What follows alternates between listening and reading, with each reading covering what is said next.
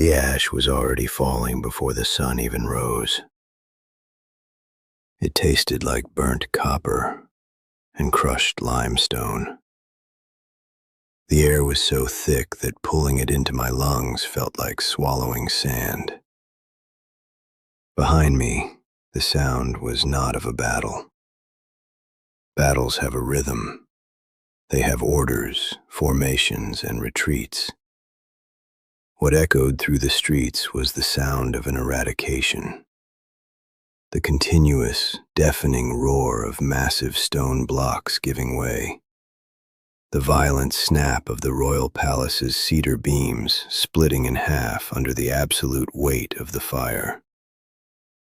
The ground beneath the soles of my sandals was trembling, not from the shifting of the earth, but from the synchronized advance of thousands of bronze-clad boots marching in unison against the paved limestone of our avenues. Ahead of me, the main road sloped downward toward the great harbor, but the sea, the very water that had always been our salvation and our strength, was glowing with a sickly, bright orange light. The merchant ships, our massive trade fleets that brought lapis lazuli from the east and gold from the south, were entirely engulfed in flames. Their masts were collapsing into the boiling water. There was no way out through the sea. There was no more harbor. There was only me. The heavy weight of a baked clay cylinder pressed hard against my chest beneath my linen tunic, and 300,000 unseen pairs of eyes in the city behind me that I knew would never see the light of day again. The water in front of me was burning. The world behind me was falling, and I had to run. For as long as any living memory could reach, the entire world came to us. The northern gates of Ugarit were built so wide that 10 war chariots could pass through them side by side without the wheels ever touching the stone pillars.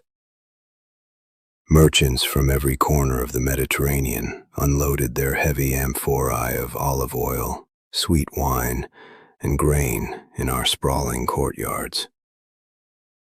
The streets constantly smelled of pressed spices, purple-dyed wool drying in the sun, and the sharp, clean salt of the sea. We believed, with absolute certainty, that our unimaginable wealth was an impenetrable shield. Neighboring kings sent us lavish tributes just to maintain favor. The great trade routes of the ancient world depended entirely on our docks. Our diplomacy was the iron spine of the entire Levantine coast. When the first rumors arrived on the eastern winds, whispers of entire coastal cities being swallowed whole by hordes of nameless invaders who did not speak our language and did not fear our gods, the elders in the high council laughed. Ugarit was untouchable. Our carved stone walls had withstood centuries of ambition and greed. But these invaders did not come to conquer. They did not send emissaries to negotiate. They did not demand silver or slaves. They came to wipe the city off the map of the earth. The attack began in the dead of night, not with the blast of warning trumpets, but with the sudden, terrifying silence of the eastern watchtowers. The first sign that the end had arrived was not a battle cry, but the metallic scrape of iron grappling hooks scaling the limestone of the eastern sector. And then, the night sky simply ignited. Arrows soaked in thick, burning bitumen rained down upon the thatched roofs and wooden scaffolding of the lower markets. The fire spread with an unnatural, hungry speed, fed by the dry, relentless wind blowing in from the eastern deserts. Thick, suffocating smoke turned the night into an impenetrable darkness. The lower city became a maze of sheer panic. Massive grain carts were violently overturned in the narrow alleys, permanently blocking the escape routes. The gold and silver that just yesterday could buy empires were abandoned in the mud, trampled into the dirt by thousands of people desperately trying to reach the fortified gates. Inside the great audience hall of the palace, the vaulted ceiling reflected the vicious orange glow of the flames devouring the lower districts. The royal guards were no longer holding their ceremonial positions. They were throwing their entire bodily weight against the heavy bronze doors, fighting to hold them shut against the rhythmic, terrifying impact of massive wooden battering rams striking from the outside. The king was not wearing his crown. His hands, which had spent a lifetime signing treaties of peace that sustained empires, now moved with frantic, brutal urgency across the heavy stone table. He grabbed a slab of wet clay and pressed his cylindrical stone seal into it with terrifying force, marking the document with the final authority of a bloodline that was about to be extinguished forever. The text carved into the clay was not a plea for reinforcements. Both of us knew that help would never arrive in time. The chariots of our allies were weeks away. It was a record, a final transmission to the kings of the south. The enemy's ships are here. My cities are burning. The country is abandoned to itself. He did not offer me gold for the journey. He did not give me a sword or a shield. He shoved the heavy clay tablet into a thick leather pouch, strapped it violently across my chest, and looked at me. It was the last command of a dying king for a kingdom that would cease to exist before morning. The order was not to stay and fight. The order was to run, to slip through the hidden tunnels, and to never, under any circumstances, look back. The structural foundation of the palace began to give way the exact moment I crossed the threshold of the hidden door built into the fortress walls. The colossal roar of the main masonry collapsing reverberated through the bones of every person still running through the streets. From that narrow, forgotten door, the path descended through a steep limestone gorge toward the southern hills. Every single step I took was illuminated by the towering furnace that the capital had become. The heat radiating from the city was so intense, it began to crack the rocks along the gorge. Screams echoed over the deafening roar of the fire, but there were no faces. Only desperate shadows thrashing against a backdrop of absolute destruction. Mothers were dragging children by their wrists. Elite soldiers were throwing away their heavy bronze shields and spears just to sprint faster. The few exits out of the city had transformed into horrific bottlenecks of crushed bodies and blind terror. The advancing army was not stopping to take prisoners. Their movement was methodical, cold, and absolute, like a storm of iron sweeping through a forest. Their curved swords reflected the firelight as they cut through the crowds without distinction. As I reached the higher elevation of the southern hills, the terrain became steep and unforgiving. Thick, thorny brush tore at the linen of my tunic and the skin of my legs, but slowing down meant death. To look down at the plains was to witness the very geography of the world being violently rewritten. The great city of Ugarit, the undisputed heart of the civilized world, was now nothing but a churning sea of flames, devouring ancient monuments and crowded homes indiscriminately. The smoke rising from the destruction formed columns so thick and massive that they blocked out the moonlight, creating a localized storm of dust and falling soot that blanketed the escape routes. The air tasted of roasted spices, burning cedar, and crushed stone. It was a suffocating atmosphere.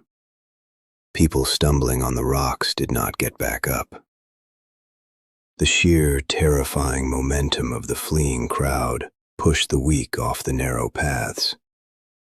Survival had been stripped down to a blind, lawless instinct. The journey south was not just a flight from imminent death. It was an exile into the absolute unknown. The days that followed were defined by the blinding dust of the desert and the constant, maddening howl of the wind cutting through the exposed ravines. Enemy patrols were systematically scouring the main trade roads, forcing anyone who survived the night of the fire to navigate through the jagged, arid mountain passes. The midday sun punished the earth without mercy, instantly drying up any remaining pools of water left from the rare seasonal rains. The leather pouch strapped tightly against my chest hardened with sweat and limestone dust, turning into a rigid, painful armor. With every mile walked, the physical weight of that clay tablet seemed to multiply. It was no longer just mud and carved symbols. It was the final, heavy fragment of an entire civilization reduced to ash. Hiding in shallow, rocky caves during the daylight hours, I watched smaller columns of black smoke rising on the northern horizon. Each new plume of smoke marked the fall of another Allied village, another wealthy settlement that had once paid tribute to our throne. They were hunting down every last remnant of our existence. Physical exhaustion and severe dehydration began to completely dismantle my sense of reality. On the coldest nights, when the desert temperature plummeted and the wind felt like knives against the skin, the silence was only broken by the distant, echoing barks of wild dogs or the sudden slide of loose shale down the mountain faces. The isolation was absolute. The world as I knew it had evaporated in a single night. The powerful Allied nations, the ironclad treaties, the complex promises of mutual military protection. All of it was exposed as entirely useless against a force of nature that simply did not recognize the rules of human diplomacy. What is the purpose of carrying the final words of a dead king to an Allied nation that might have already fallen to the same sword? Why preserve the memory of a collapse that the entire world will eventually witness anyway? The clay pressed against my ribs would not save a single life. It possessed no magic to reconstruct the shattered walls, and it could not pull the dead from the ashes.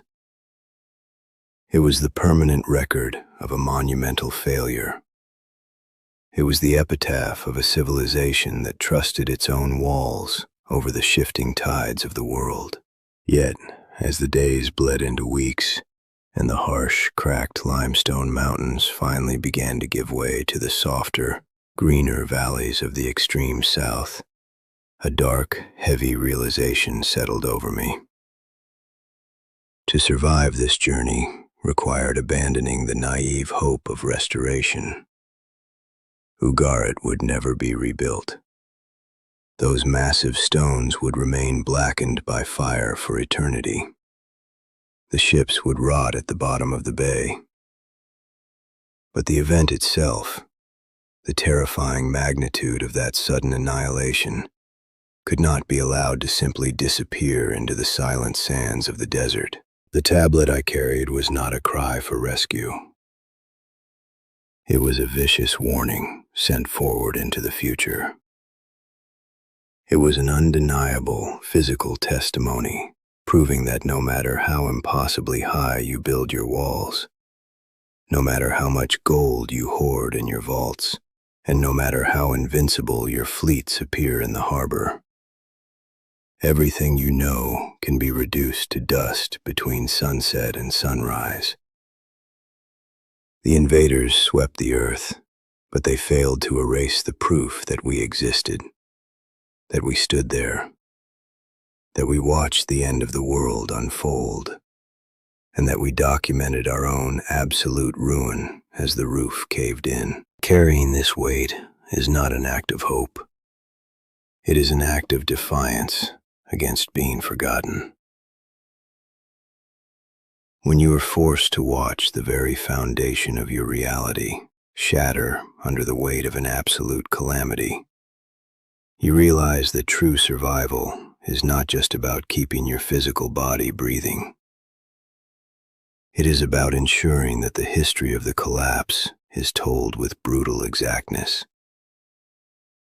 The ashes of Ugarit have long since been carried out to the sea by the eastern winds, but the clay I carry against my chest has been permanently hardened by the exact same fire that burned my city to the ground. It cannot be unwritten. It cannot be undone. For you, listening to this today, standing on the other side of history, you must understand the warning that our great kings ignored until it was too late. Ruin never announces its arrival with clarity. It does not send warning letters. It simply appears at your gates on an ordinary night. And when the walls finally breach, the only thing left for you to decide is what you will carry with you when the world begins to burn.